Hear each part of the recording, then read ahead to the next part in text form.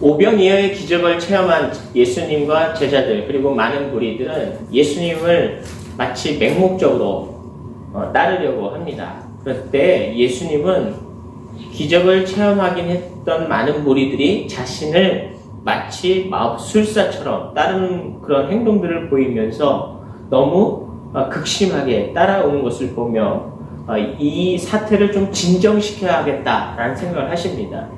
그리고 예수님은 오히려 자신이 먼저가 아닌 예수님의 제자들을 배를 타고 떠나보내게 하죠.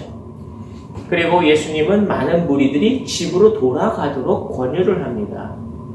예수께서 베세다 평원에서 많은 사람들, 특히 장정만 5,000명, 대략 추산으로는 2만 명 정도 되는 많은 사람들을 먹였던 오병이어의 기적 바로 직후 예수님은 많은 무리들을 집으로 귀가시킵니다. 그리고 예수님은 산에 올라가서 기도를 하고 계시죠. 예수님은 기도가 곧 사역이지만 또 기도가 곧 쉼이요 힐링입니다. 이때 예수님은 기도하고 있는 중에 있었고 예수님의 제자들은 배를 타고 떠납니다. 왜냐하면 예수님은 그렇게 하라고 하셨기 때문이죠. 자, 오늘 예수님의 제자의 입장에서 한번 보겠습니다. 예수님의 제자는 예수님의 말씀에 순종하여서 배를 타고 떠납니다. 갈릴리 호숫가 또는 사람들은 너무 호수가 크기 때문에 갈릴리 바닷가라고도 하죠. 바로 이 갈릴리 호숫가에 예수님의 제자들은 배를 타고 출발을 합니다. 성경의 말씀을 잘 보면 사경쯤 되는 시간에 바다에서 이 갈릴리 호숫가에서 사건이 벌어집니다. 사경이 몇 시죠? 4시. 유대인의 달력과 유대인의 시계는 조금 다릅니다. 그래서 조금 달리 알고 있는데 우리가 쉽게 이해하기는 쉽지는 않지만 사경이라는 이 경자에는 보초를 쓰다라는 의미가 담겨져 있어요. 보초를 쓰는 시간은 낮일까요? 밤일까요? 낮에는 쓸 필요가 없잖아요. 밤에 경계 태세를 하고 보초를 쓰다라는 의미의 이 경자가 붙어 있어요. 그래서 보통 성경에서 나오는 1경, 2경, 3경, 4경이라는 이 시간의 경계는 밤을 의미해요. 시계를 이렇게 보면 12시, 그러면 여기는 9시, 6시, 3시. 자, 이거는 오후 6시부터 3시간 단위로 9시까지가, 밤 9시까지가 1경, 9시부터 12시가 2경, 3경은 12시부터 3시까지. 그럼 4경은 몇 시예요? 새벽 3시부터 새벽 6시까지가 4경입니다. 오병이어의 기적이 일어나고 저녁이라고 해도 다 마무리를 했을 텐데 다 정리하고 사람들 가고 뭐 이렇게 뒷수습 마무리 다 하고 예수님의 제자들이 호숫가에서 배를 타고 뱃놀이를 하는 건 아니겠죠. 근데 어쨌든 호숫가에 배를 띄웠어요. 그런데 호숫가에 배를 띄웠는데 새벽 3시부터 6시까지 바다에 배를 타고 가고 있다는 의미예요. 갈릴리 호수가 아무리 바다처럼 광활하게 넓다고 생각을 해도 새벽 3시부터 6시까지 배 타는 뱃놀이를 할까요? 하진 않죠. 근데 좀 비상식적인 시간인 것 같긴 해요. 그럼에도 불구하고 여기에는 예수님의 제자들은 굉장히 물에 대해서 잘 알고 있는 당시 어부들이었단 말이죠. 그럼에도 불구하고 예수님이 이 시간에 배를 타고 먼저 가라 라고 했을 때 말씀을 의지하고 예수님의 제자들은 배를 타고 갔단 말이에요. 제자들은 예수님의 말씀을 잘 들었던 것 같습니다. 예수님이 하라고 그랬기 때문에 배를 탄 거예요. 그리고 시간이 너무 황당무계한 시간인데도 불구하고 배를 타고 갔어요.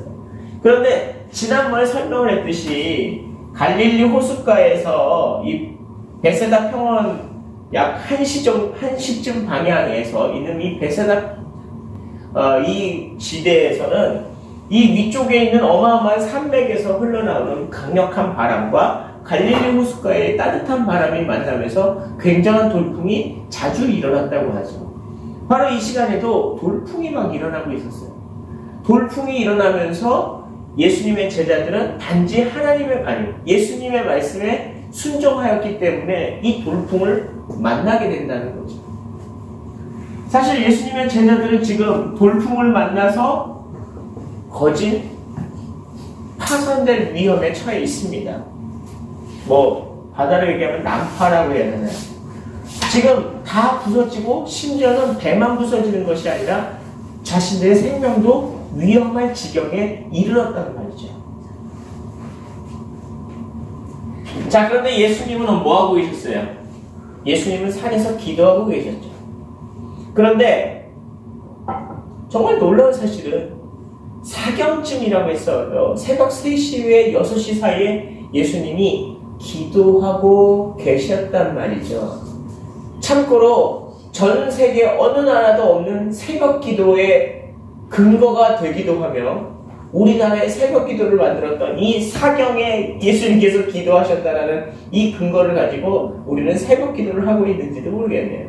어쨌든 이 늦은 밤, 좀 이른 새벽에 예수님은 기도하고 계셨을 때 학자들은 두 부류의 학자들은 얘기를 합니다.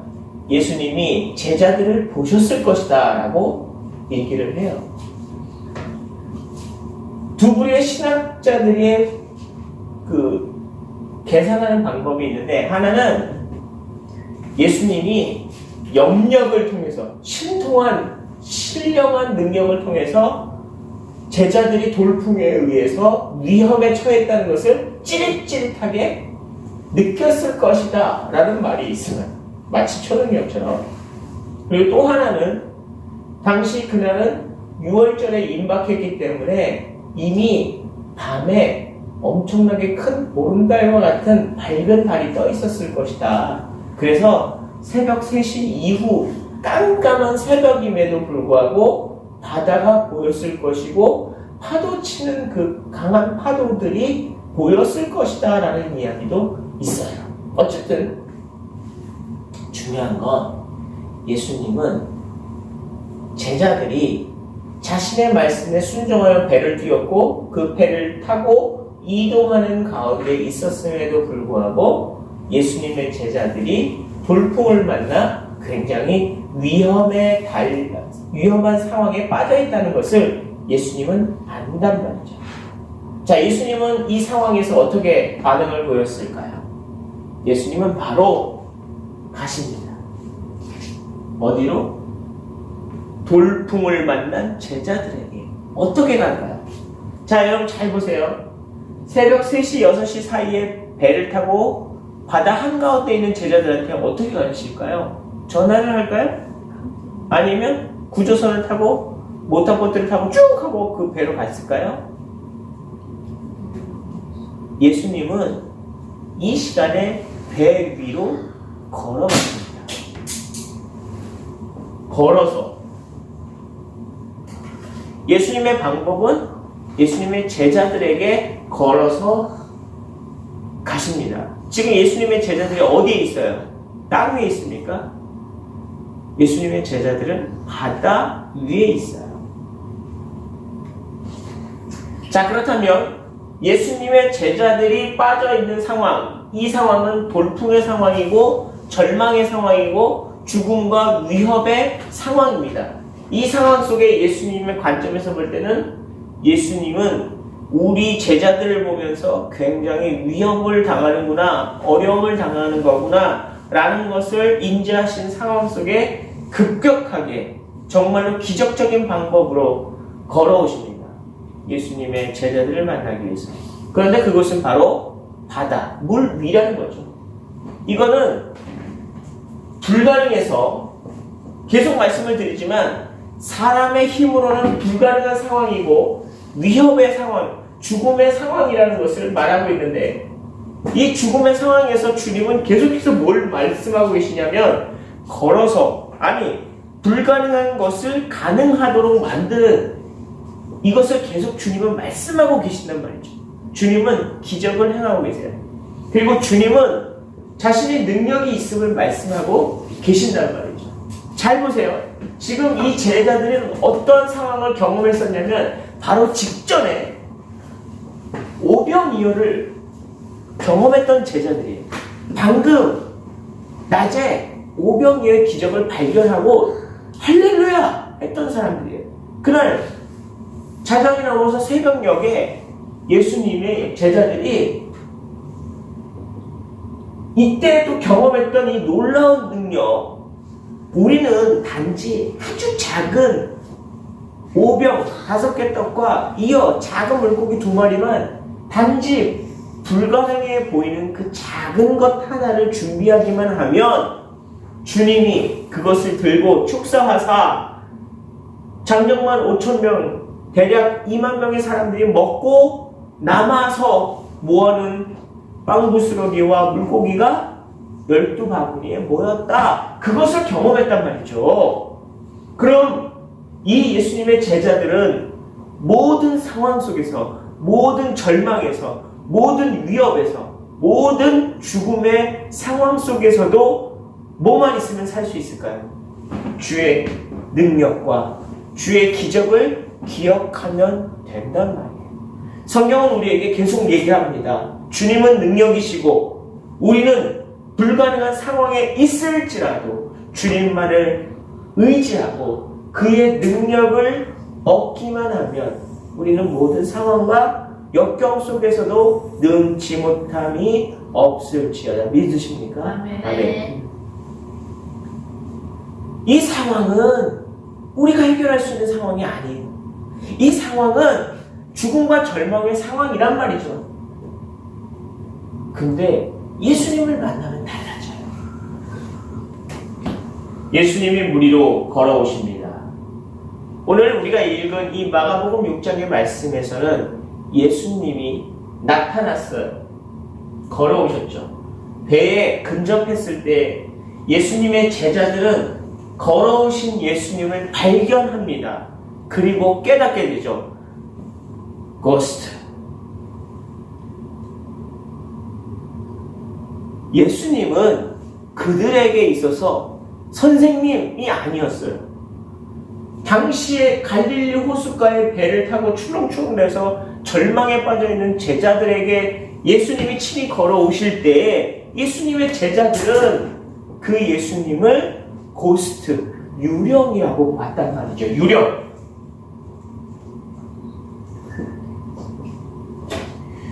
우리 사람들은요, 본능적으로 자신의 지각을 믿어요. 자신의 인지 조건, 자신의 지식을 마치 진리라고 생각한단 말이죠. 한 번도 무리를 걸어서 오는 분을 본 적이 없어요. 그렇죠? 그래서 사람들은 무리를 걸어오는 마치 발이 물에 빠지지 않는 발이 이렇게 떠벅떠벅 걸어오고 있다는 것 자체를 인정할 수가 없습니다. 인지 능력으로는 이해할 수가 없어요. 그래서 예수님의 제자들은 걸어서 오신 주님을 유령이다 라고 본단 말이죠. 유령이다 라고 외칠 때 주님은 말씀하시기를 나다 내니 뭐라고 그러실죠? 두려워 말라. 아멘이십니까?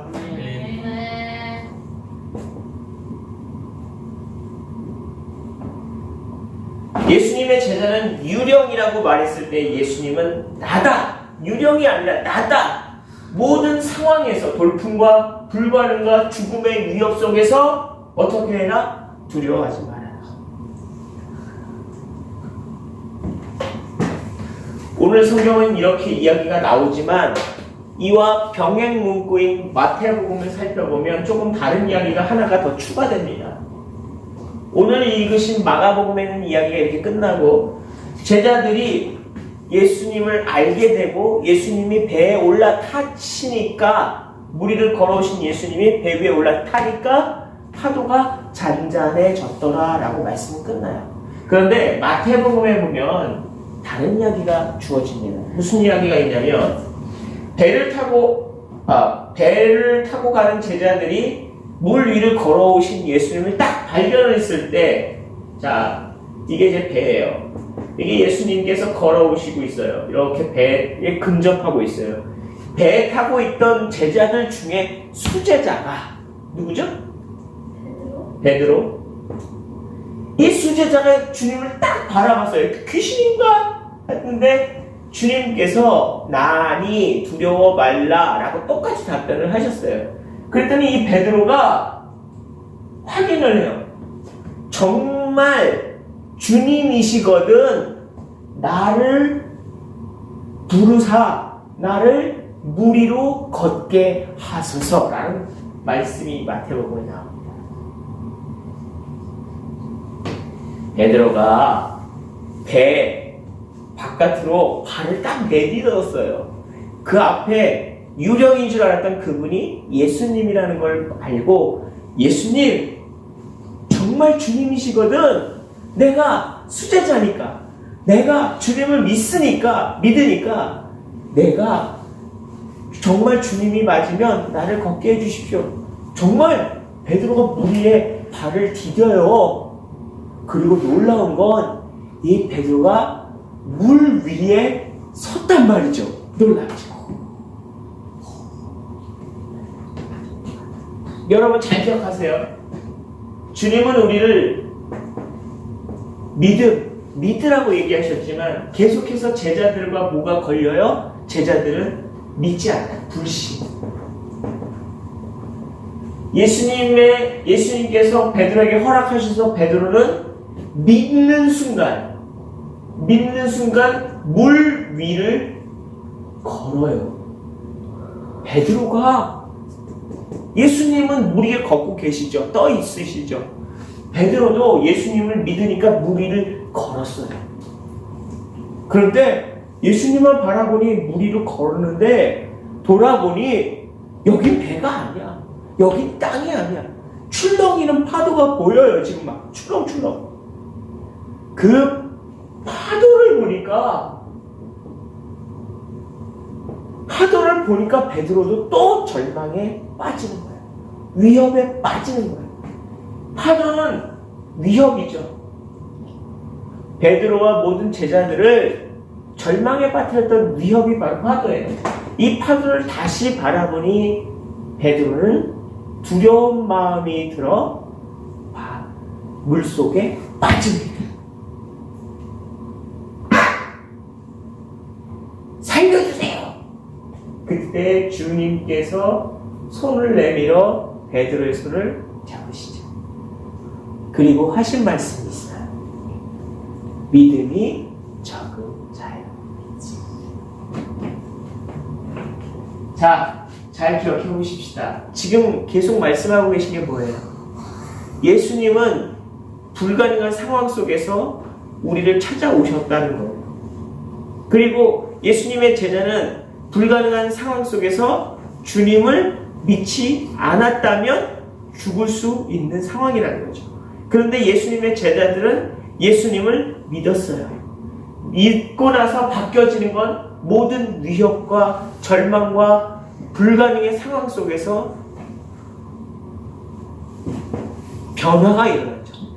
무슨 변화냐면 구원의 은혜입니다.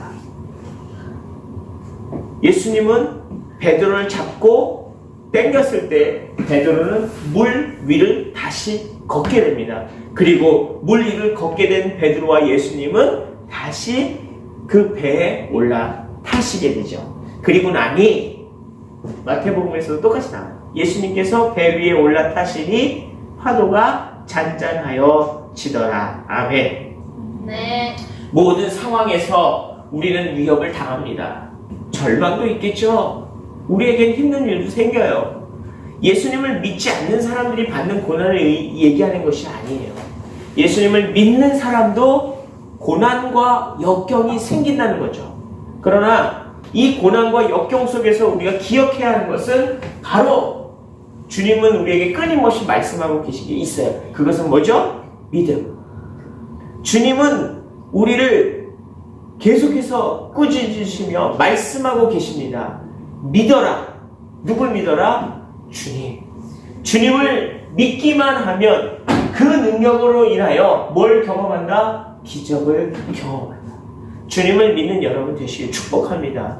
우리의 절망 속에서, 우리의 상황 속에서, 우리의 고통 속에서 주님을 믿기만 하면 주님은 우리에게 능력을 허락하셔서 기적을 베푸십니다. 그 기적을 경험하는 여러분 되시길 축복합니다. 여러분 힘드십니까? 절망이 있습니까? 여러분 상황 속에서 고통이 있습니까? 주님을 믿으시면 모든 상황 속에서 주님을 체험하게 될 줄 믿습니다.